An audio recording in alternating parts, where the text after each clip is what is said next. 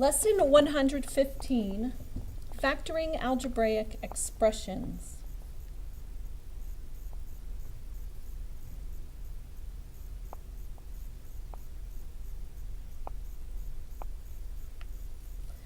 So here's a review of the distributive property. You guys are getting really good at doing the distributive property and remembering to watch your signs. So if we have 2 on the outside of a sum of 2 numbers, we can multiply 2 times the first number plus 2 times the second number.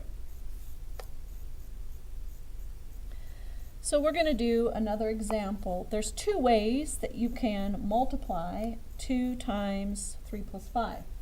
You could do 2 times 8 and get 16, or you could do 2 times 3 plus 2 times 5, which is 6 plus 10, or 16. So we get it the same way whether we use distributive property or if we add what's in the parentheses first.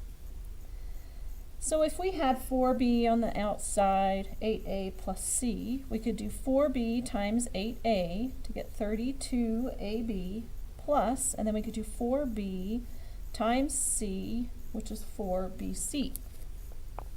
4 will divide into both 32 and into 4.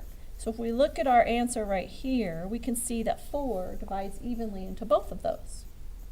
We can also divide a b out of both of those terms.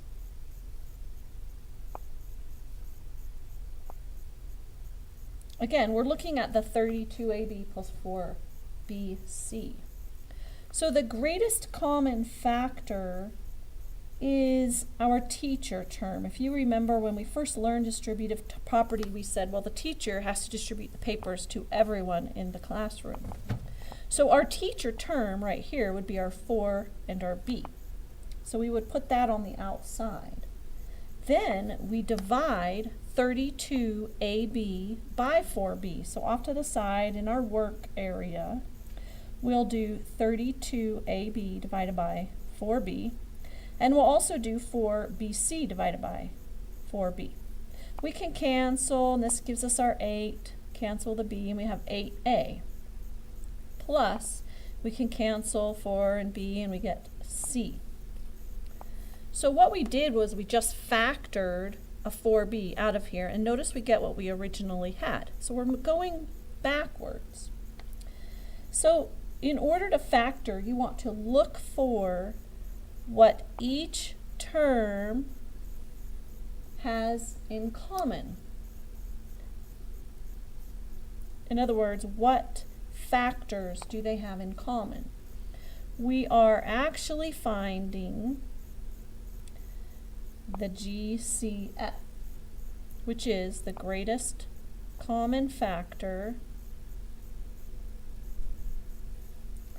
and we sometimes call that the teacher term. Here's an example. If we were asked to factor 12x cubed z, to factor it, we're just going to write out all of the factors, and I think we've done this before.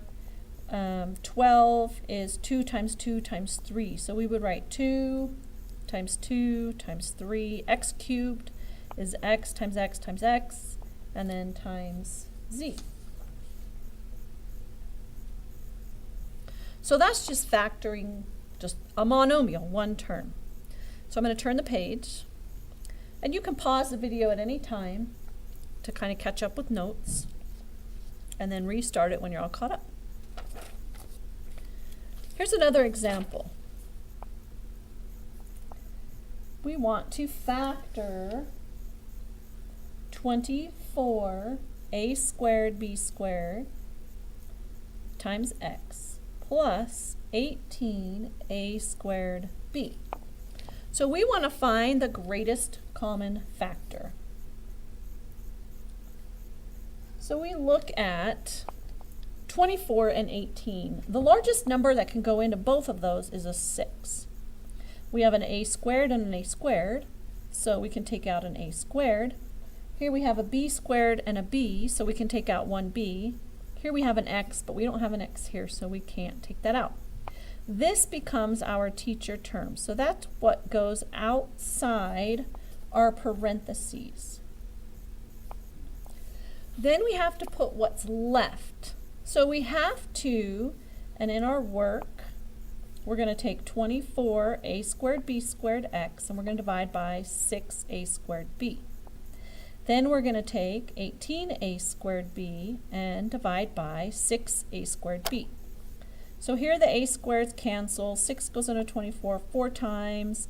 1b can cancel, and you're left with 4bx.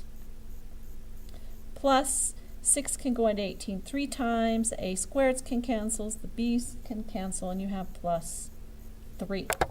We want to make sure that we have what's left in parentheses after we factor out the teacher term.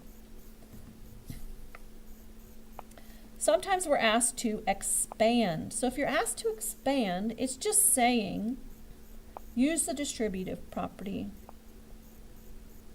So if we multiply 6 times 4, a squared times b, and then we do times 4bx would give you 24 a squared b squared x, and then we're going to multiply all of that by 3, so we get 18 a squared b. And that's what it's called when you expand. You're using the distributive property.